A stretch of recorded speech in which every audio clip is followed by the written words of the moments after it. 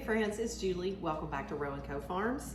This morning I was out in my garden in February and I was harvesting vegetables. These carrots were part of my harvest, and these are just some of the smaller ones that I got. They're rainbow carrots, lots of different cool colors. There's purples and oranges and yellows and even some white ones.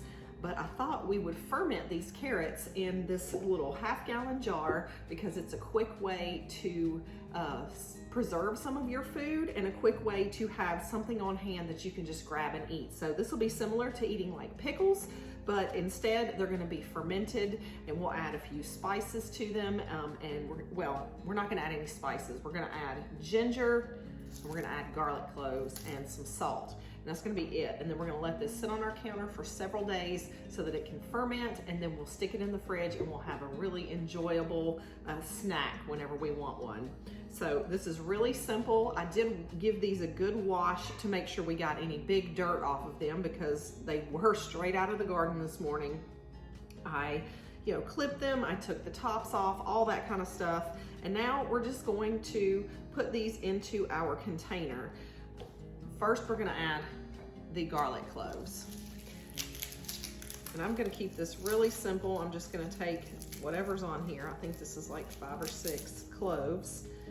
I'm going to use my little garlic peeler, and then we will just kind of smash these cloves and stick them straight into this jar.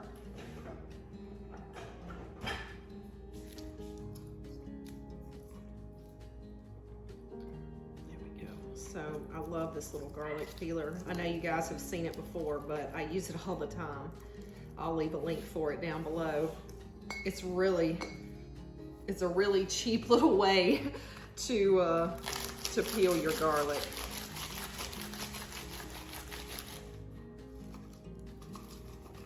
Yeah, this takes all the skins right off for you, so you don't have to spend all that time doing that. Beautiful. Get rid of that. Put this up.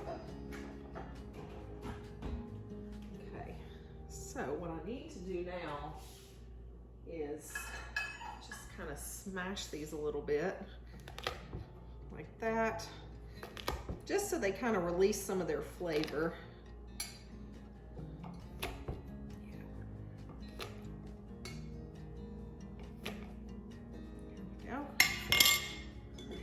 Toss that in. Now I'm debating if I should grind up this ginger or just toss it in. I think I'll cut it into some pieces, but I'm gonna leave the skin on and everything.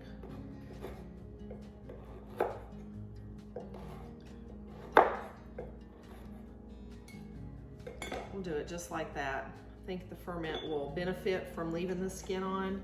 And then now I'm just gonna toss in all of the carrots. I'm not gonna really worry about how they fit in there. I think they'll all fit in this jar. Oh yeah. There we go. Now, I'm going to add about a tablespoon of salt to this. This is a half-gallon jar. We should not need more than a tablespoon of salt. There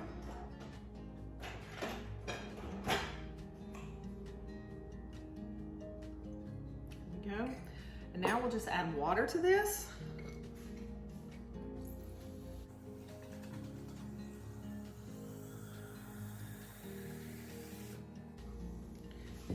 I'm going to give it a good stir.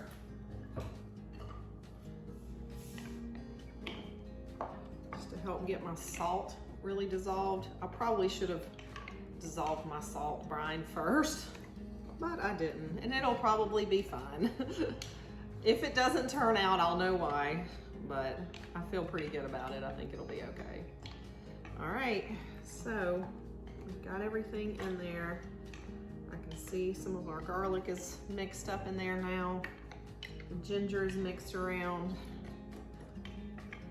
All right. So I don't have a lid for this jar. which is actually fun. What I'll do is I'll put a little tea towel on here and put a little rubber band around it, and we'll just let it sit, and that will allow the bubbles and the ferment gases to escape without letting anything get inside, like dust or any bugs or something like that were they to happen to crawl over here. So yeah, we definitely don't want anything to get inside the ferment. But look at how pretty all those carrots look. I love that. You know what? I got some fresh dill this morning from the garden. I'm gonna add that in there too. I think that will make it a nice dilly ginger carrot. And I think that sounds amazing. What a great idea. All right.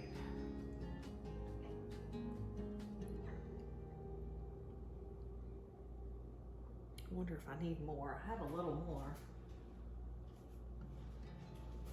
Yeah, for good measure. Let's put all that in there.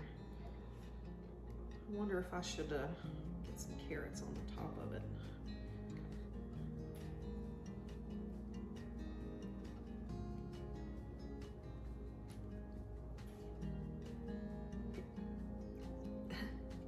I'm making a mess of it now.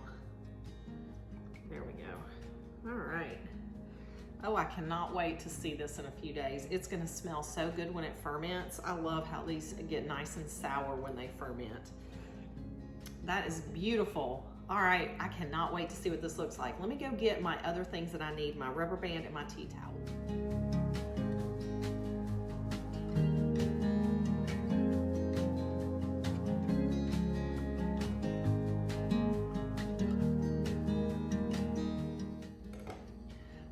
We'll be back in a few days and we'll check on this ferment.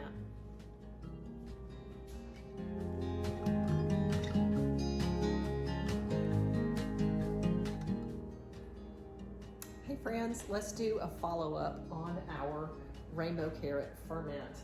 So it's been sitting here for 5 days. I'm gonna hold it up and show it to you. So you can see it's definitely very cloudy in there. And that is part of fermentation. Things definitely tend to get cloudier. You can tell that the different colors of carrots have started kind of leaching into that water in there. And so it's like a nice like pink color. So that's kind of interesting. So I thought we would give these a taste test. They definitely smell fermented. I ended up adding to the ferment, I'm gonna show you really quick. Let me go grab it. Okay, so I made some fermented hot sauce last year, and it's just really thin. It's just like water, basically. So I ended up adding a little bit of this fermented hot sauce into our jar, maybe a quarter cup or so, because it just wasn't starting the fermenting process as quickly as I would have liked. And so this was just a way to kind of jumpstart that a little bit, and it also added a little bit of flavor. So basically this was just fermented jalapenos is what sauce this is. So I just wanted to let you guys know that I did add that in, and that I did put a weight in there also to keep everything down below the brine. So once I did add that in, it really started fermenting. You can really tell that there's a lot of bubbling and stuff happening in there, and it still is, which is what we wanted. But now it's time to taste them and see if they're as strong as we want, or if we want to let them ferment for a little bit longer. The thing with carrots is because they're so thick, you don't often get the penetration of the liquid all the way to the center, and I did not cut these up in any way, so they're probably not going to be quite as sour as like a pickle would be, because that is much more porous, and you can have like all of that liquid can like go inside there. So let's try them out. If they're not quite sour enough yet, we'll let them ferment a couple more days, but if they're sour enough, we'll go ahead and throw them in the fridge. So let's give them a taste. All right, so let's dig in here. Pull out my weight, and let's move a little bit of this dill out of the way, and let's find one of these little small carrots. There's one. There we go.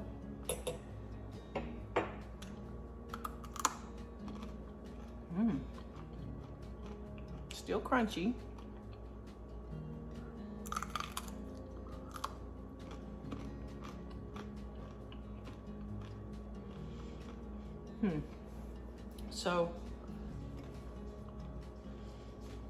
So basically, I think they need longer. It's starting to go into the middle, but it's definitely not all the way to the middle yet. So I think I'm gonna give these a couple more days, maybe about 3 more days, and then we'll check them again. But for now, I'm gonna end the video because you guys get the idea. You ferment things until they get to the sourness level that you like. And if you're not liking the level that it's at, you just let it sit for a little bit longer and you keep tasting until you get to where you like it.